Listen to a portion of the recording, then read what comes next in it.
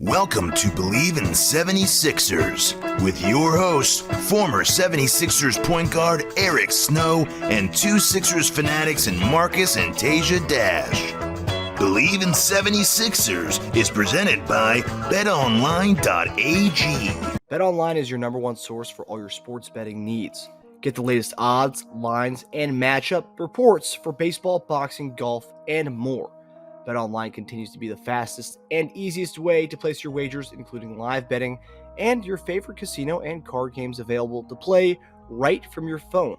Head to the website or use your mobile device to sign up today and get in on the action. Remember to use promo code BLEAV for your 50% welcome bonus on your first deposit. BetOnline, where the game starts. Hey guys, welcome back to another episode of Bleav In 76ers podcast. I'm Marcus Dash here with legendary 76ers point guard Eric Snow and my brother Teja Dash. 2 a.m. last night, the deal finally went through. James Harden is no longer a 76ers player. We got some expiring contracts coming this way, some draft picks. I think I read a report just a little while ago that apparently our ownership was the ones who got it, who talked to Josh Harris, talked to Steve Ballmer about the deal, and that's what kind of got it done. I don't know, maybe Daryl Morey and Lawrence Frank couldn't get it done for whatever reason, but yeah, Josh Harris is also, he's been making deals with the Commanders as well today. So apparently he's getting involved in making trades in the NFL as well as with the Sixers. But what did you guys make of the deal when you guys heard about this trade? Were you guys happy with the trade? Did the Sixers won it? What was your kind of reaction? My first reaction was we could have did this a long time ago. That was my first reaction. It took me a minute because when I first seen the deal, I didn't see it as in its entirety of what it is right now. I seen like bits and pieces of it. So I was kind of like, I don't know. I mean, ultimately, it comes down to what those first round picks turn into. That's how it, to me, this trade is really a wait and see. It's a question mark until we kind of see how that turns out. Yeah. The other thing that came to my mind outside of the trade was what they committed to Maxey being the primary ball handler. Like the way he started out, you really couldn't take the ball out of his hands. So I think he kind of put a little pressure on him from that standpoint to not go away from that and or ask James to be something that he hasn't been for the last 10 plus years. So it made sense. We spoke about that. I know I spoke about that before, you got to decide who's going to be your primary ball handler. So I mean, I like what they got as far as the picks. I'm not sure how the players that they got, how they'll fit into the rotation. I'm not sure how that's going to go because some of them kind of look like the same player to me in some ways for us. I think Twin could help, but we don't know. We don't really know how they're going to use them. So it really comes down to, are we going to flip those picks now or is this something we're going to do in the summertime? We don't know. But I do think when with people that are saying this liking the deal, I mean, it also comes down to how much you value PJ, because last year he was like the signing of the year. And like now people are like, yeah, get rid of him. So at the end of the day, I think something has to turn quickly because we did give up 2 starters. Even though James wasn't playing, he was a starter. So we did give up 2 starters. So that's why I'm saying that I have to see how those other picks are going to turn out ultimately to see, how the trade really factored in. Mm-hmm. That's reasonable. Jake Fisher just reported that rival execs think that we're going to move this year to cash in some of those picks that we don't want to waste a prime year of Embiid. So immediately? I don't know. Probably not. Before trade. the salaries to become tradable from those guys, right? We have to wait a couple months, don't we? 60 days. Yeah. On the trade, you do? Yeah, we have to not wait. Free agents, but yeah, well, no, I guess technically not for them, but I think to get maybe players that are going to have that can be traded from other teams. Yes. That's what I'm saying. You have to wait 60 days for the start of season for those guys. But I thought a guy that was traded could be traded. But I mean, I think the biggest wait is to wait for someone to become available that's maybe not at the present moment available. So maybe that's what he'll wait for. I guess some teams to maybe go through a disaster period and then they're available to us already. I guess I answered your question. So first of all, I think we went off the bat, not a win or lose with the Clippers. I'm not even going to do that stuff, right? I think we won just from getting rid of someone that not only wasn't performing for us, but literally a $35 million hole in our roster. Like he wasn't playing.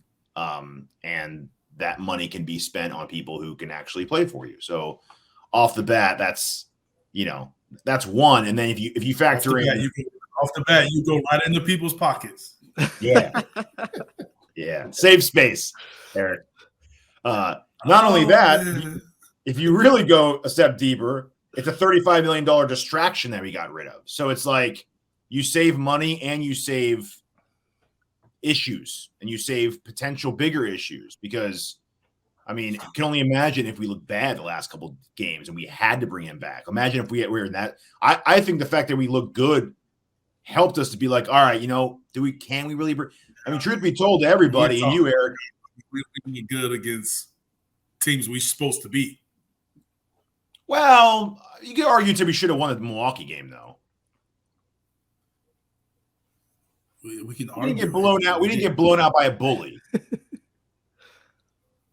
You know what I mean? But I understand. But we've got to be past the moral victories.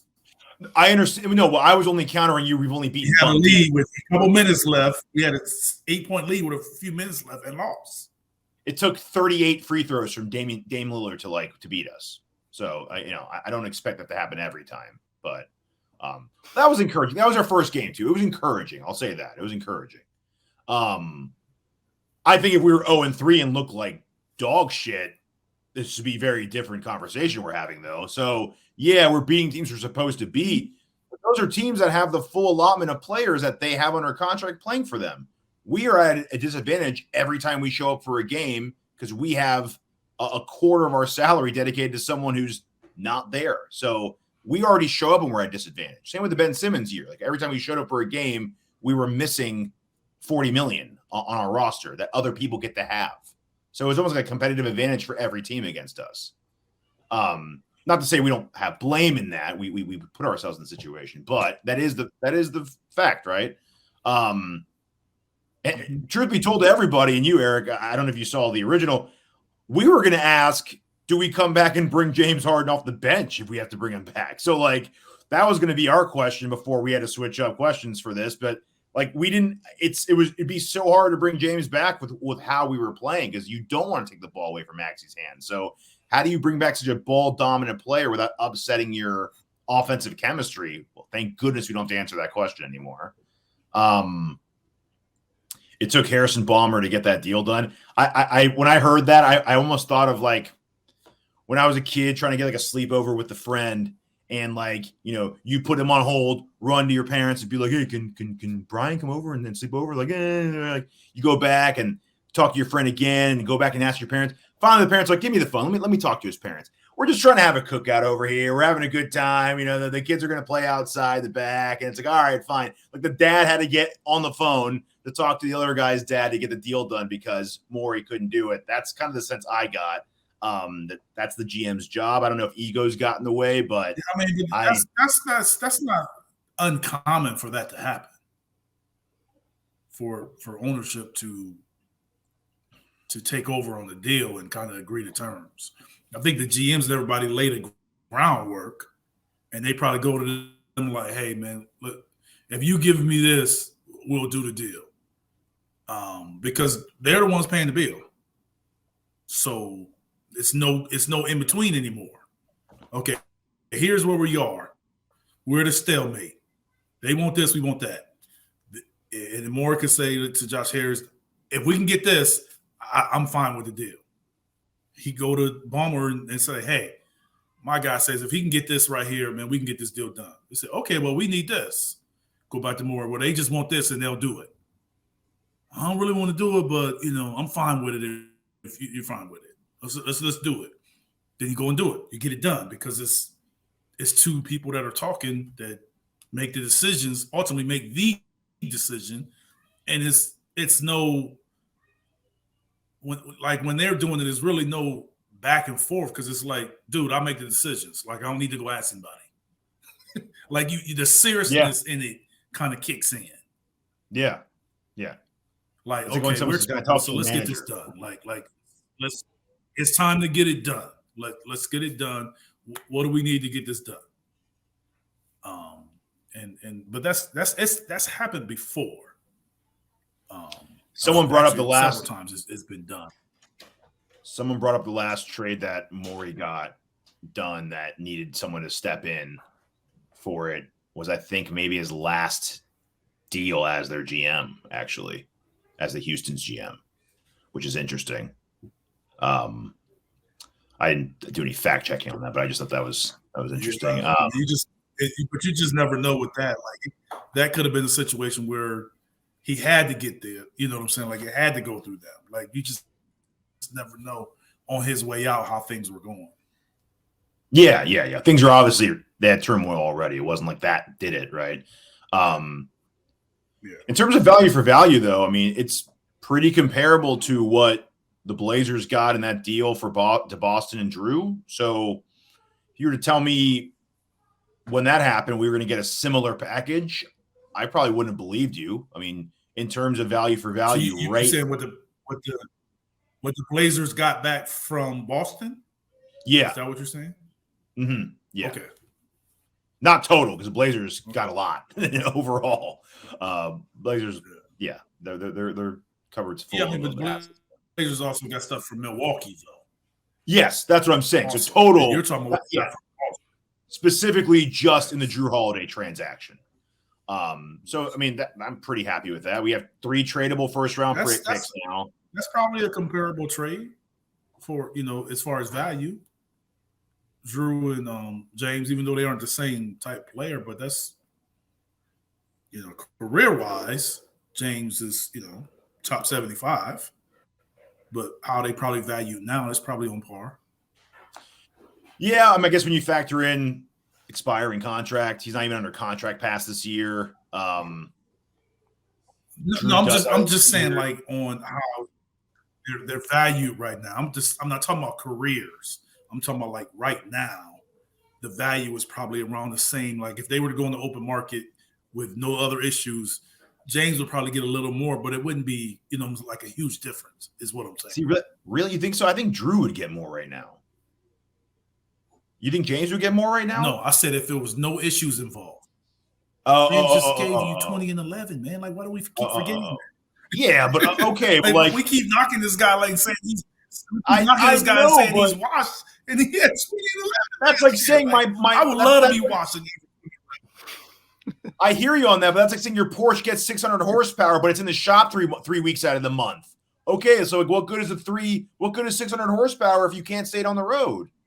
So we can say that same thing about Joel. But we can't, though, because Joel hasn't gotten kicked off 3 franchises. Yes, we can. It's just different reasons, though. But we can say the same thing. But Joel hasn't forced a trade from 3 franchises. But it doesn't matter. You're talking about him not being available. Yeah, he hasn't been available until his fullest. But he hasn't been available until his fullest. When was the last time in the playoffs he was available? Fully available. But injuries are one thing. Not wanting to play for your franchise is another. That's 2 different things, right? I understand, but you're saying not being available.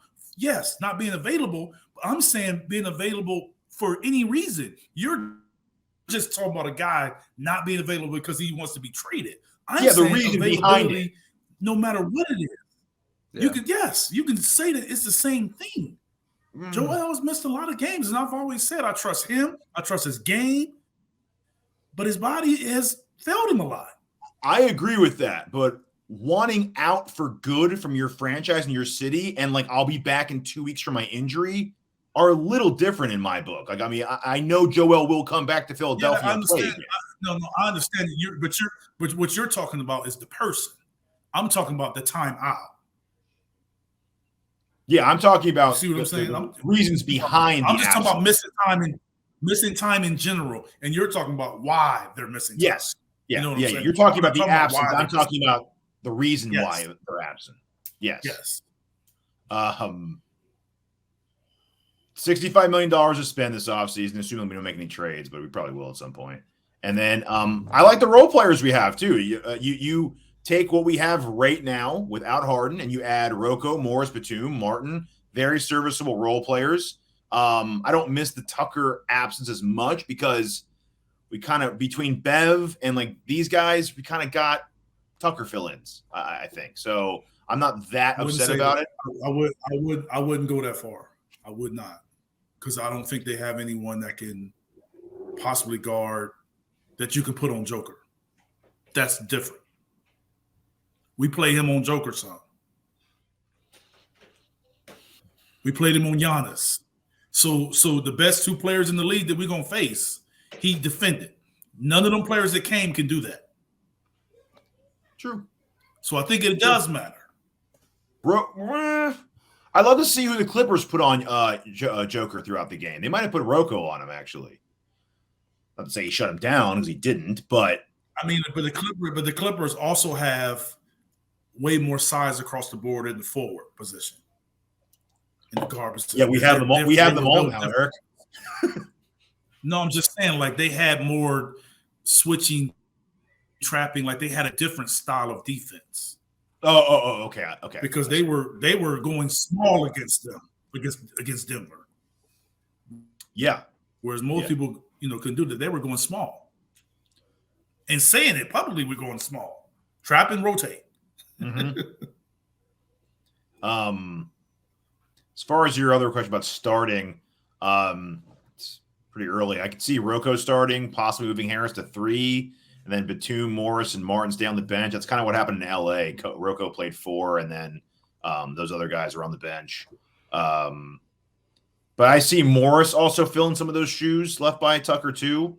Once he gets out there, Martin can fill depth at 3. Batum can fill depth at 4. We have a lot of depth. We have a lot of depth in an already competitive roster with 2 25 to 30-point scorers. It's good for the time being.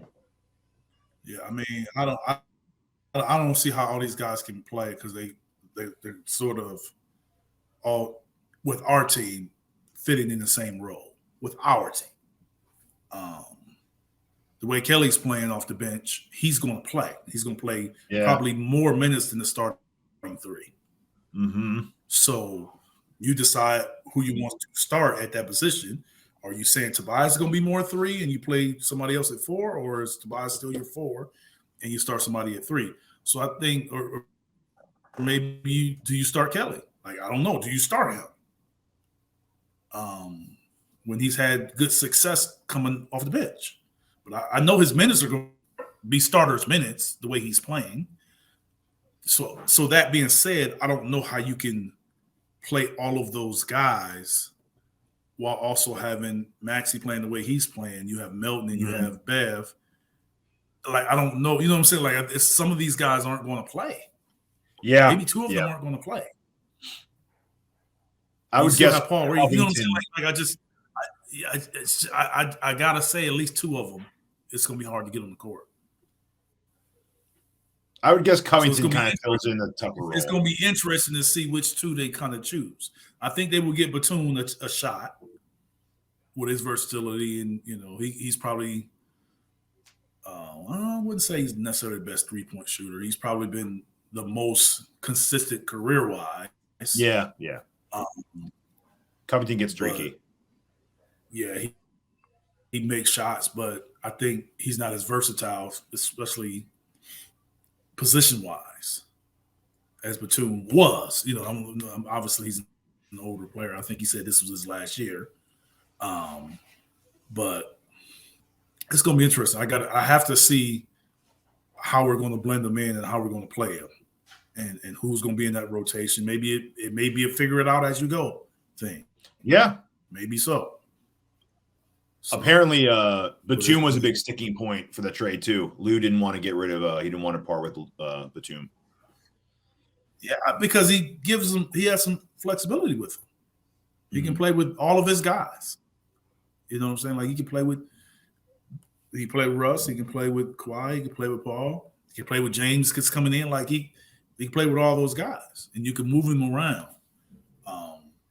You got to take luxury in having a guy that you can plug and play with a lot of different lineups. Yeah, for sure.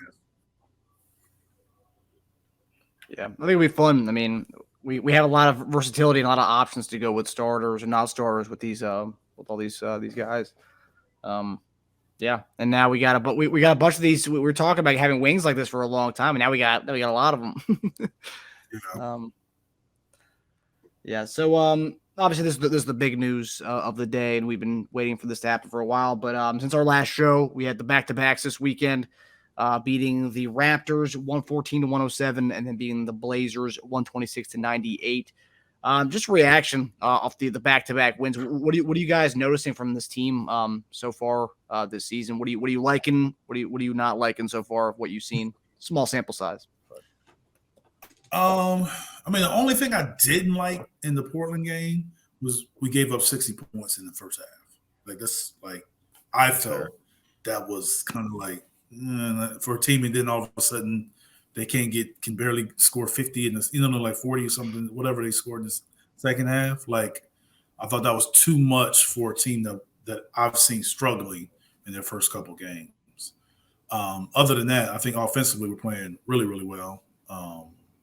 And that's what happens when you have Joel playing the way he played, and then you have Maxey, Eastern Conference Player of the Week. So teams are hard to defend when you have two guys playing at that level, because now all of a sudden you got to put so much attention on one guy. Now you got to do it on the second guy. So everyone else is pretty much getting wide open shots. You already know it. So you got to kind of choose who you want to shoot and try to force their offense into certain guys shooting it, but you can't always execute that. You need certain defenders and certain type of players and certain system and role in order to make that happen.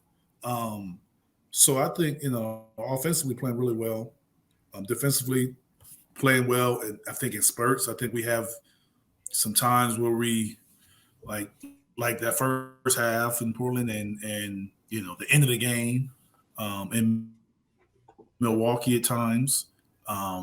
But I think what we're doing now, we're still playing like we're one of the top teams in the Eastern Conference, and that's ultimately what you want. Now that we moved on from James in that situation, hopefully we get this group in and whatever move we're going to make and build off of that. But I think we're still establishing ourselves as a top team. I mean, I know most people and ourselves in there think that we're currently behind Milwaukee and Boston, but we can still beat them. But just currently because we didn't know how everything was going to play out. But now that it's playing out, like we are like those teams that we can compete, we can defend, we have a top player, we have a number two option that's really, really good. Like we're on par with those other teams. Maybe our 1-2 punch isn't quite like Milwaukee's, but our 1-2 punch is not far behind.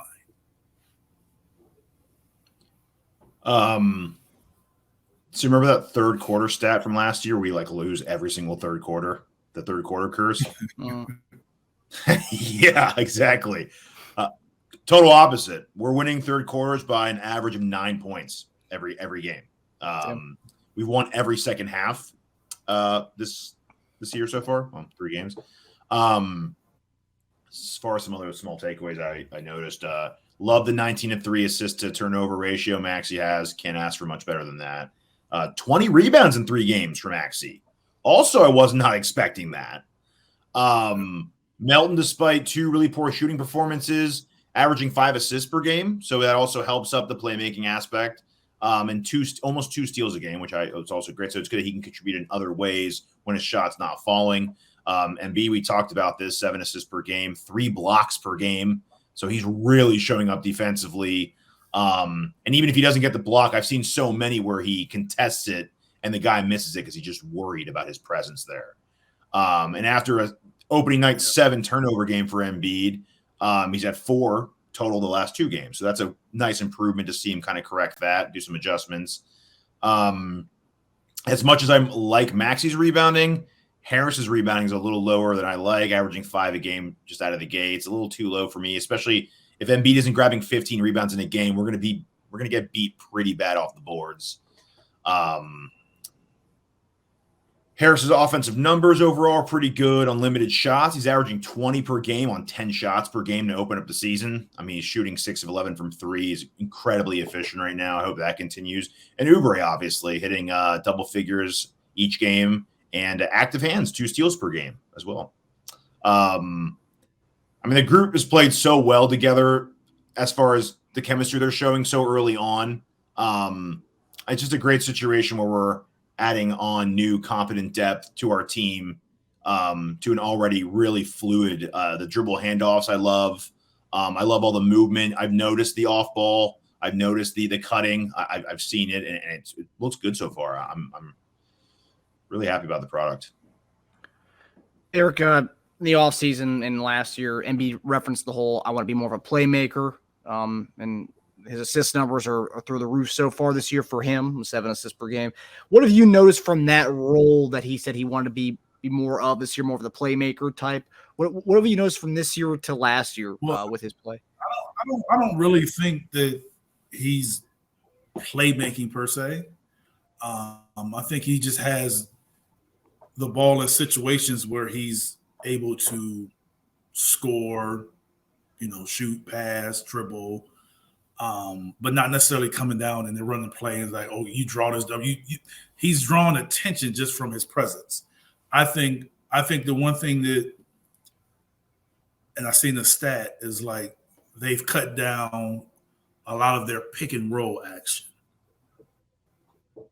And I think that those extra opportunities from not being in pick and roll puts the ball in Joel's hands to maybe make more passes than instead of receiving and shooting. A dribble handoff is a dribble handoff is basically a pick and roll, but the big has the ball. So instead of the guard having the ball, you setting the screen and you're receiving. Now all of a sudden you have the ball and you're getting all this attention and you're able to dribble handoff and guy can come off and Max can come off. And now all of a sudden, instead of a guy dribbling, that becomes an assist instead of just a screen. So that's where it's kind of different. And from that aspect, and that's how your assist increase. So I think the fewer pick and rolls, like true pick and rolls, I think has helped from that standpoint. But I still want to see how they're going to figure out how to get Melton more involved. The other spot that PJ was in, I still think that player is going to be ultimately a corner 3 guy, whoever they choose to be. But I think Melton is a guy that, because Maxey's numbers are up, but we still lost a guy that averaged 20 and 10. You know what I'm saying? Like, we still lost that guy.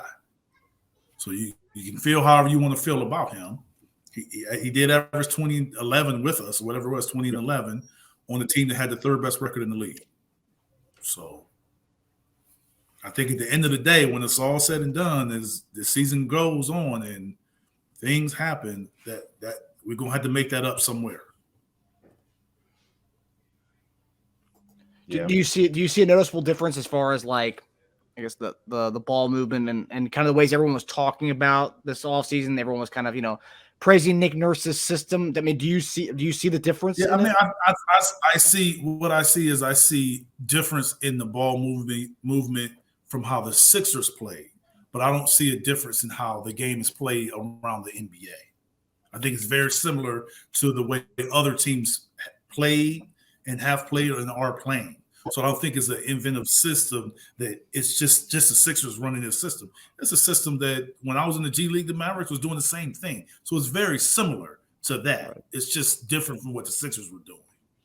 Gotcha. Yeah, different. He didn't invent it, is what you're saying. Yes. I mean, it's like, yes, I mean, it's not a system that wasn't already in the league. They're not doing anything that I hadn't already seen. I just haven't seen it. You just haven't seen the Sixers do it. They were just more of pick and roll, throw it to a guy. Like they was just more different structure. Jumping to Joel. Yeah, it was different structure on how to get there. But like I always told you guys, no matter whatever actually you do, you're still trying to do the same things. ISO, post up, pick and roll. You can call it pick and roll. DHOs, they're all the same. You're all trying to get to that same spot, no matter how you run your offense. Yeah. I feel like there was a lot of this Nick Nurse system, acting like he was the one who invented this West Coast offense, like Bill Walsh of this scheme that he runs. Yeah, I mean, I haven't seen anything that I hadn't seen a long time ago. It's like people have been doing this. Mm-hmm. Some teams you kind of their top player is so good and so ball dominant that you kind of get stuck. Just basically everything's played off of them. But if you go and you watch some other teams, I mean, Golden State's been moving without the ball. They've been doing this type of stuff that we're doing for the last 8 years, ever since they start winning. Yeah. Well, start winning championships. I'm sorry, they were winning. Yeah. Yeah. Competitive. Mm-hmm. Yeah. All right, so we're going to get to our final topic here. So the Sixers are already right off the bat going to play the Raptors for the second time this year, this time at home. So I don't know the spread. The spread hasn't come out yet for this game. It's tomorrow night, or no, Thursday night, I believe. Yeah, Thursday night. Oh, yeah, it's on TNT. Who do you guys have in that one? I'm assuming we're going to see some of the new guys come over and play in this one. We're going to need to. We've already cut Danny Green, some of the other guys in the squad. Well, I mean, yeah, you had to make a roster spot. I think we're going to win. I think we'll cover whatever spread is. I think we're in a good rhythm right now. I think we can get them. We're in a good rhythm.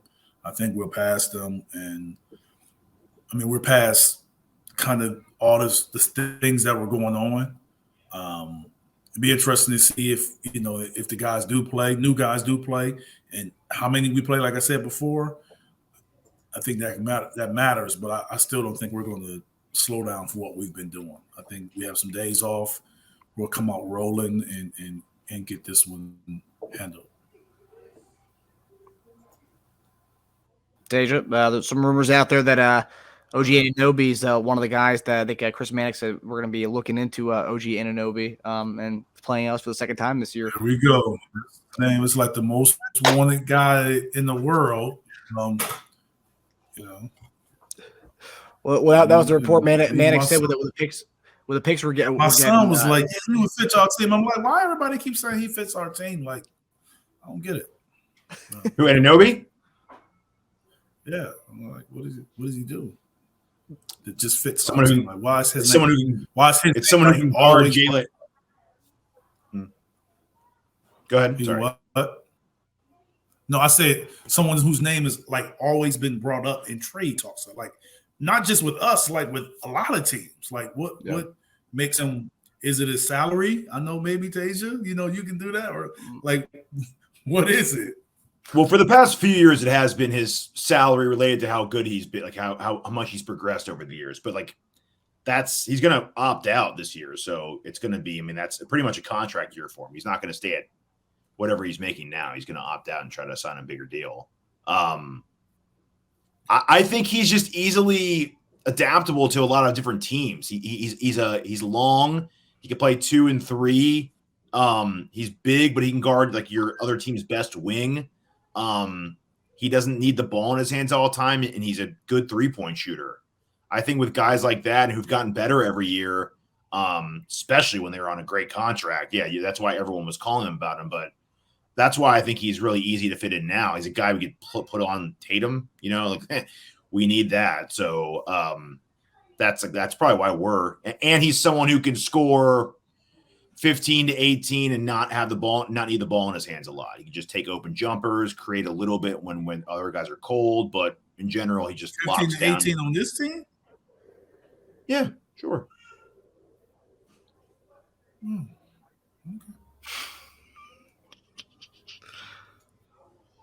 Okay. I would assume at that point Melton is not going to take a bigger jump in points per game. Yeah, that's what I'm saying. Like 15 to 18, like somebody got to get less now. I'm just asking. Yeah. And I would assume, who knows? When I say 15 to 18, I mean somebody going forward, right? Somebody else is going to have to go. If a guy like him is coming, all I'm saying is they're not just going to take just him. Somebody else is going to have to move. Yeah. I personally, I don't know. I've talked about Tobias and I've given crap about his contract and all, but I've always said I'd love to have him back like next year and beyond at a favorable deal, obviously, like a Harrison Barnes type contract. Favorable for who? Well, for all parties. What do you mean? He doesn't have to move his entire family. He gets to stay at a good market rate. I think Harrison Barnes is a good. Not living in Philly when he's done playing basketball. He's not going to live in Philly when he's finished playing basketball. No, but what are you talking about? Well, every other day there's an article from someone's wife complaining about getting traded and having to take their kids out of school and stuff. So it's an inconvenience, right? Like people don't like to be traded in the middle of the season unless they hate the city, unless you're James Harden. But for the most part, people don't like being uprooted. He's been here for and it's close by. He's from New York, right? So it's close. New York guy. It's close to New York, people's right? Wives are what? People's wives are doing what? Well, Batum just complained. Batum's wife just complained a lot. Drew Holiday's wife went off about how it's insensitive and no one gives a crap about players' families being uprooted and moved. I didn't take Drew's wife as complaining about being traded. I thought I took hers as about being how they went about trading him. Like no communication, no kind of letting him know. That's what I thought was the issue. Well, Batum's, I think, was certainly about being moved. Yeah, but you can't. You don't play. I get it. I get you upset, but they not caring, man. They paying you. Made $100 million, man. They ain't gonna sit up here and lose any sleep over trading you, man. Yeah, I know. They're not losing any sleep. No matter what they post, they're not losing any sleep. So that salary's not changing. They're not losing any sleep. But I think Harrison Barnes is a fair comp for Tobias's next contract. I don't think that's far off. Player for player, I think it's pretty fair comp. That's I can see that, but does Tobias? He gets what he gets. Yeah, no, totally. And he gets what he gets. And does Tobias still want to be there? Because those are things that Harrison wanted. You know what I'm saying? Yes. So it'll come down to that a little bit. But if you look at the way Morey always built those Rocket teams, I know it's different because no James and whatnot, but he usually went cheaper on the 4 position over the years. And he liked the Covingtons of the world. He liked the you can do that. You can do that with James. You could do that because of the way they play. They basically played 4 around 1 with a high pick and roll, and then the big rolls and that guy. Everybody shot 3s, so you can do that because you can find a 4 that can spot up and make some shots or get them to start shooting corner shots in that system. But Covington, you can't do that every. Yes. Yeah. You can't do that. Covington's one of those guys they had for that. Yes, but it's different because of how they're playing. So now the way you're playing now, you can't do that because you're not. Guys aren't just standing behind the line while one guy plays, and you set a pick and roll, and you kind of find the weakest link, and you go after it. Like, that's not what they're doing right now. So you can't really – like, Tobias is not going to score 20 points a game just catching the shoot. We've seen that. Yeah. Yeah. I could just yeah. As far as the Raptors, I think we win. I'm expecting another big game from Maxey and Embiid. I think Melton has a bounce back game. He had open shots that he just missed. He was 1 for 7 for 2 points, but I think he bounces back a little bit this one. Yeah. Okay. Yeah, I believe that's a Thursday game, and I believe our next game is Saturday again. The schedule's been kind of wonky for us. It's been all over the place. Yeah, back to back and 4 days off. Yeah, it's interesting. Yes, we have. So Thursday we're hosting the Raptors. Saturday 1:00 we are hosting the Suns, and then Monday the Wizards. So when we see each other again on Friday, we'll be talking Suns and Wizards. The Suns is 1:00. 1:00 on Saturday. 1:00? Yeah, so 10 o'clock for you guys on the West Coast. That's not national TV. No, it's not. I'll be on the. It's not. No, That's weird. Raptors game. I said TNT earlier. Not on the college football Saturday. Not going to have that game on national. Where are you going to put it? That's true. Yeah, that's true. They could put it on NBA TV, right? Like an NBA TV 1:00 game. I mean, it probably is going to be on NBA TV, but I'm just saying, like, it's not a, you know. Yeah, so the Thursday night game, that's NBA TV.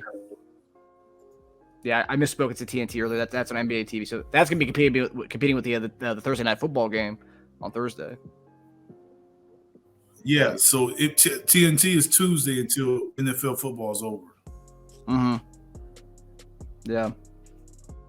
Well, anyway, yeah, that's weird, but we'll have that's a good test to me. If Beal, we'll talk more about that on Friday. But if Beal and Booker play, it's gonna be a big test for us. Another good squad. We'll see. We'll see. All right, guys. Well, we hope everyone enjoyed the show. We'll see you guys Friday as we preview the Suns game and also discuss how the new look Sixers squad looked Thursday night. So, see you next time. Later, guys. All right, take it easy.